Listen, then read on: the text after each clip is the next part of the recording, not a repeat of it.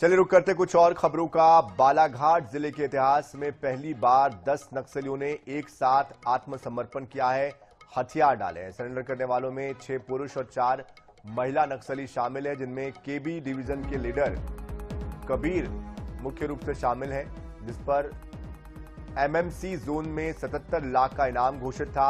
अन्य सरेंडर करने वालों में राकेश, लालतू, नवीन, विक्रम, समर, सालिता, शिल्पा, जरीना, जयशीला शामिल हैं। इन नक्सलियों के पास से 2 AK-47, 2 इसास, 3 सिंगल शॉट, 1 SLR और ऐसे कई अन्य हथियार मिले हैं। सभी नक्सली मुख्यमंत्री मोहन यादव के सामने औपचारिक रूप से आत्मसमर्पण आज कर सकते हैं। मुख्यमंत्री का बालाघाट दौरा भी संभावित है। तो देखिए, लगातार नक्सली आत्मसमर्पण कर रहे हैं। ऐसे में बालाघाट में पहली बार इतिहास में ऐसा हुआ है कि 10 नक्सलियों ने एक साथ आत्मसमर्पण किया है, जिसमें केबी डिवीजन के 10 नक्सलियों का सरेंडर शामिल है। एक लीडर कबीर, जो कि 77 लाख का इनामी है, उसने भी सरेंडर किया है। जाहिर सी बात है, एक बहुत बड़ी उपलब्धि है ये।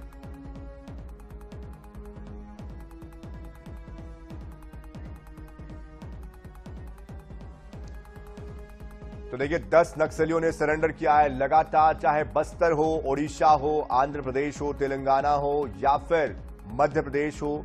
सरेंडर का जो सिलसिला है वो जारी है। लगभग हर दिन ये खबरें आ रही है कि नक्सली अब बैकफुट पर है और कहीं ना कहीं जवानों के मंसूबों के आगे, उनके साहस के आगे, उनके शौर्य के आगे अब नक्सली नतमस्तक हो रहे हैं। और उनकी ये मजबूरी कह लीजिए या फिर उनके लिए जरूरी कह लीजिए, लेकिन कोई विकल्प अब बचा नहीं और इसीलिए आत्मसमर्पण ही एकमात्र विकल्प है।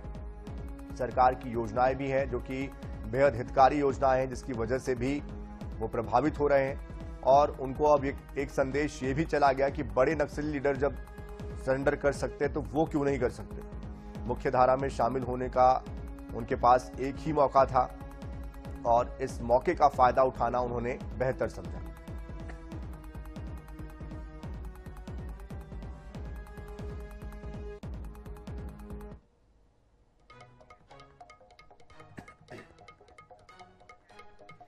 और इस पूरी खबर पर अधिक जानकारी के लिए हमारे साथ हमारे संवाददाता राहुल टेमरे भी जुड़ चुके हैं। राहुल, इस आत्मसमर्पण के बारे में क्या जानकारी है? कैसे यह आत्मसमर्पण संभव हो पाया, वो भी 10 नक्सलियों का, जिसमें एक नामी नक्सली कबीर भी शामिल है? क्या इसके पीछे की कोशिशें थी?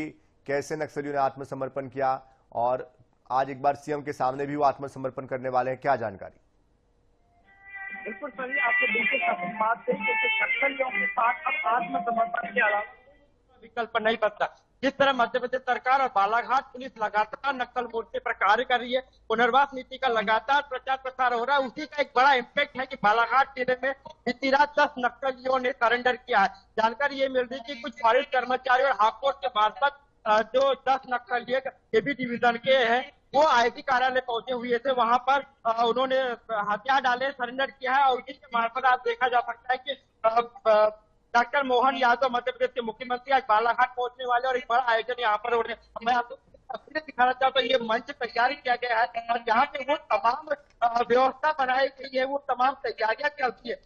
इनका इंतजार है कि डॉक्टर मोहन यादव के बालाघाट पहुंचने का, लेकिन जानकारी ये भी मिलती है कि कुछ ही क्षणों बाद सीएम मोहन यादव यहाँ पे पहुंचेंगे। लेकिन मैं आपको ये बता दूं कि डिवीजन का एक बड़ा कैडर यहाँ पर जो था एक्टिव था, लगातार उनकी गतिविधियां बनी हुई थी, जिसमें कबीर एक बड़ा नक्सली था जिसके लगभग 77 लाख का इनाम घोषित था।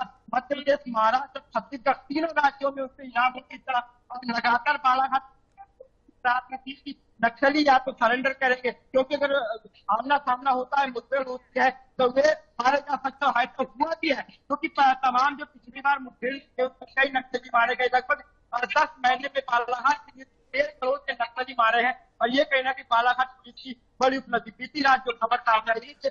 बिल्कुल राहुल, लेकिन ये आपसे समझना चाहते हैं कि जिस तरह से कबीर जो कि बड़ा नक्सली है या 10 नक्सली जिसमें कुछ और बड़े नक्सली भी शामिल हैं, इनका इस तरह से आत्मसमर्पण करना नक्सल संगठन को कितना कमजोर करता है और कितनी बड़ी ये उपलब्धि है? देखिए सही, बिल्कुल बालाघाट जिला जो है 90 के दशक से लगातार नक्सल प्रभावित हुआ है। कई ऐसे बड़े मूवमेंट यहाँ पर देखने को मिले जो नक्सली के हिंसा से ग्रसित थे। कई ऐसे घटनाएं हुई है कहीं ना कहीं पुलिस विभाग को आहत की है। हमने इस बार देखा कि हमारा जवान जो टीआई का अधिकारी था आशीष शर्मा, वो नक्सल मुठभेड़ में शहीद हो जाते हैं। आई थिंक पुरुष में कई घटनाएं हुई है। कई बार किसी पुलिस मुठभेड़ के शक में नक्सलियों ने कई ग्रामीणों की हत्या कर दी, कईयों पे फायरिंग की है। इसके अलावा कई हमारे जवान भी घायल हुए हैं। लेकिन देखिए जिस तरह बालाघाट जिले में मूवमेंट चला आ रहा है, इससे कहीं ना कहीं यही महसूस किया जा सकता है कि बालाघाट का लाल आता से निरंतर गहराता जा रहा है। लेकिन केंद्र सरकार ने जिस तरह मार्च 2026 की डेडलाइन तय की है, उसके बाद से लगातार बालाघाट पुलिस एक्टिव थी, लगातार जंगलों में सर्चिंग अभियान चलाया जा रहा था, लगातार एरिया डोमिनेशन पर काम किया जा रहा था। उसी का एक प्रतिसाद है कि नक्सली अब डरे हुए हैं, सहमे हुए, क्योंकि उनके पास अब सरेंडर के अलावा कोई दूसरा विकल्प नहीं बचता।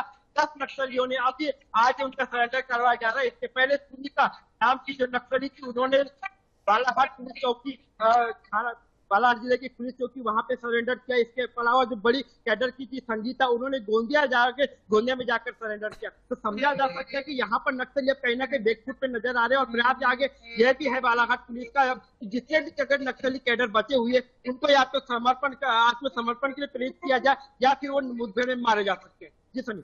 बिल्कुल जाहिर सी बात है, जिस तरह की उपलब्धि मिल रही है, नक्सलियों के सामने अब विकल्प नहीं बचा है। आप नजर बनाए रखिए, आगे भी आपसे अपडेट हम लेते रहेंगे। बहुत शुक्रिया राहुल टेमरे इस पूरी जानकारी के लिए।